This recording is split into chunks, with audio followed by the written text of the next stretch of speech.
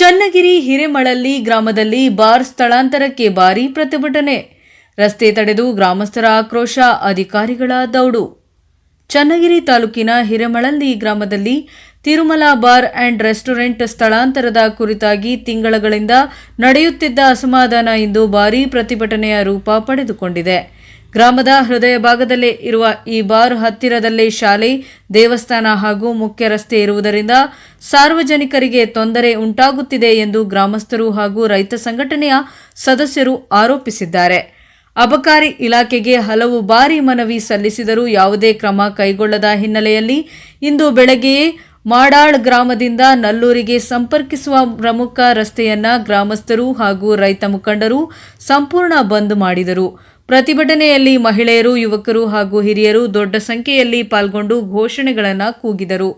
ಸ್ಥಿತಿ ಗಂಭೀರಗೊಂಡ ಹಿನ್ನೆಲೆಯಲ್ಲಿ ಮಾನ್ಯ ಚನ್ನಗಿರಿ ತಾಲೂಕು ದಂಡಾಧಿಕಾರಿ ನಾಗರಾಜ್ ಸ್ಥಳಕ್ಕೆ ಭೇಟಿ ನೀಡಿ ಗ್ರಾಮಸ್ಥರ ಬೇಡಿಕೆ ಆಲಿಸಿದರು. ಅವರ ಮಧ್ಯಸ್ಥಿಕೆಯಲ್ಲಿ ಅಬಕಾರಿ ಇಲಾಖೆಯ ಅಧಿಕಾರಿಗಳಿಗೆ ತುರ್ತಾಗಿ 1 ವಾರದೊಳಗೆ ಸೂಕ್ತ ಕ್ರಮ ವಹಿಸುವಂತೆ ಸೂಚನೆ ನೀಡಲಾಯಿತು. ಬಾರ್ ಸ್ಥಳಾಂತರಕ್ಕೆ ಸಂಬಂಧಿಸಿದ ಗ್ರಾಮಸ್ಥರ ಮನವಿಗೆ ತ್ವರಿತ ಸ್ಪಂದನೆ ನೀಡುವುದಾಗಿ ದಂಡಾಧಿಕಾರಿಗಳು ಭರವಸೆಯನ್ನ ನೀಡಿದರು. ನಂತರ ಪ್ರತಿಭಟನೆ ತಾತ್ಕಾಲಿಕವಾಗಿ ಸ್ಥಗಿತಗೊಳಿಸಲಾಯಿತು. ಗ್ರಾಮಸ್ಥರು ಅಧಿಕಾರಿಗಳಲ್ಲಿ ಊರಿನ ಅಭಿವೃದ್ಧಿ ಮತ್ತು ಸಾರ್ವಜನಿಕ ಸುರಕ್ಷತೆ ಎಂಬುದು ಮೊದಲ ಆದ್ಯತೆ. ಬಾರ್ನಿಂದ ಆಗುತ್ತಿರುವ ಅಶಿಸ್ತಿನ ಘಟನೆಗಳು, ರಸ್ತೆ ಸಂಚಾರದ ಅಡಚಣೆ ಮತ್ತು ಗ್ರಾಮೀಣ ಪ್ರದೇಶದ ಸಾಮಾಜಿಕ ವಾತಾವರಣ ಹಾಳಾಗುತ್ತಿದೆ ಎಂದು ಗಂಭೀರವಾಗಿ ಮನವಿಯನ್ನ ಮಾಡಿದರು. ಹಿರೇಮಳಲಿಯಲ್ಲಿ ನಡೆದ ಈ ರಸ್ತೆ ತಡೆ ಪ್ರತಿಭಟನೆ ಸ್ಥಳೀಯವಾಗಿ ಮಾತ್ರವಲ್ಲದೆ ತಾಲೂಕು ಮಟ್ಟದಲ್ಲೂ ದೊಡ್ಡ ಚರ್ಚೆಗೆ ಕಾರಣವಾಗಿದೆ. ವರದಿ ದೇವರಾಜ್ ಕೆ ನೆಲ್ಲಿಹಂಕಲು, ದಾವಣಗೆರೆ, ಪ್ರಜಾಪವರ್ ನ್ಯೂಸ್.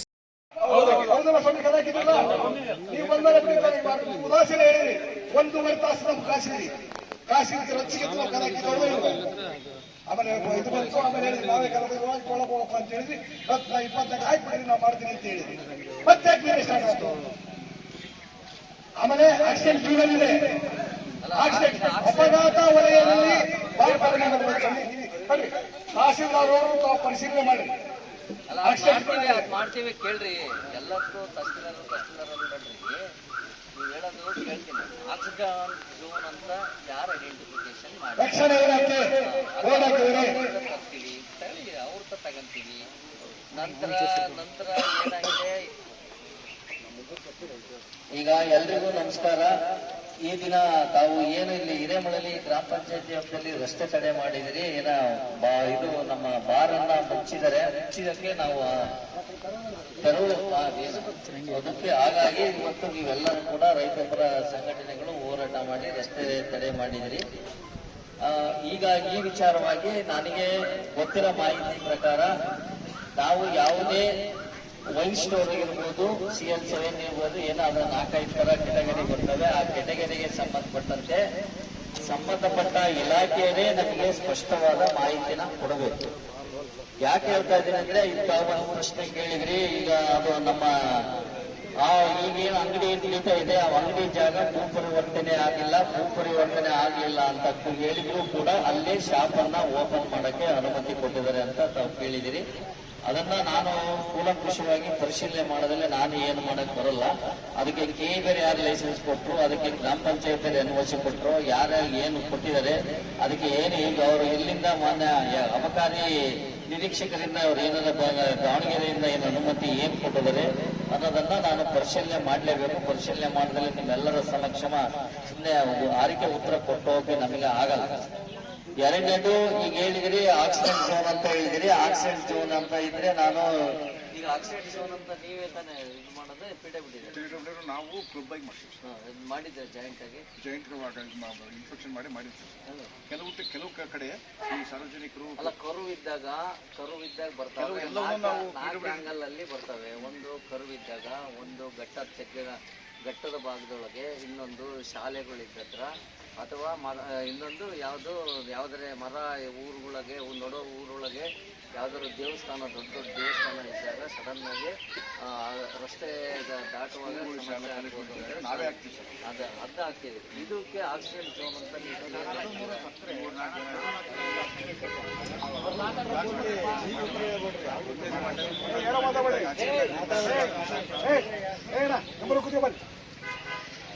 ಕೆಲವು ಅಡ್ವಾನ್ಸ್ ಎಚ್ಚರಿಕೆ ಬಾರ್ ಇದ್ದಾವೆ, ಶಾಲಾ ಕಾಲೇಜುಗಳೆಲ್ಲ ಬಾರ್ ಇದ್ದಾವೆ, ಬಾರ್ ಇದ್ದಾವೆ ಅಂತ ಈಗ ಅವ್ರು ಹೇಳ್ತಾ ಇದ್ದಾರೆ. ಬಾರ್ ಇದ್ದಾವೆ, ಬಾರ್ ಎಣ್ಣೆ ಡ್ರಿಂಕ್ಸ್ ಮಾಡಿದೇನು ಏನೂ ಆಗಿಲ್ಲ.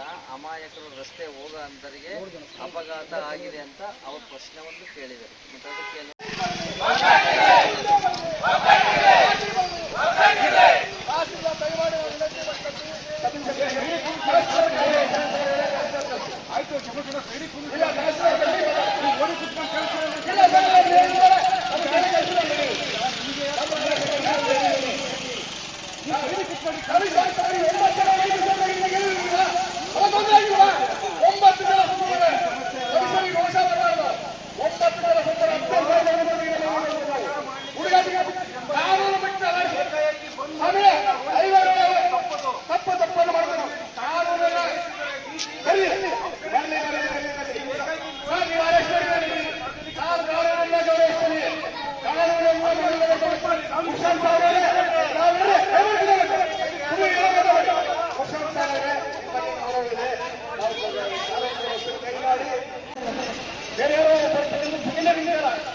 ದಂಡಾಧಿಕಾರಿಗಳ ಅವಶ್ಯಕತೆ ಇಲ್ಲಿದೆ.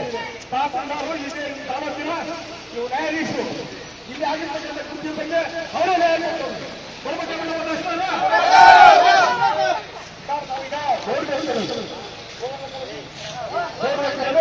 ಎಲ್ಲರೂ ಜವಾಬ್ದಾರಿಯಿಂದ ಕುಟುಂಬಕ್ಕೆ ಯಾರು ಐದು ಮಾಡಂಗಿಲ್ಲ. ಯಾರು ಸುಮ್ಮನೆ ಅನಾವಶ್ಯವಾಗಿ ಯಾರೋ ಬಂದು ನಮ್ಮ ಅಂತ ಹೇಳ್ತಾರೆ.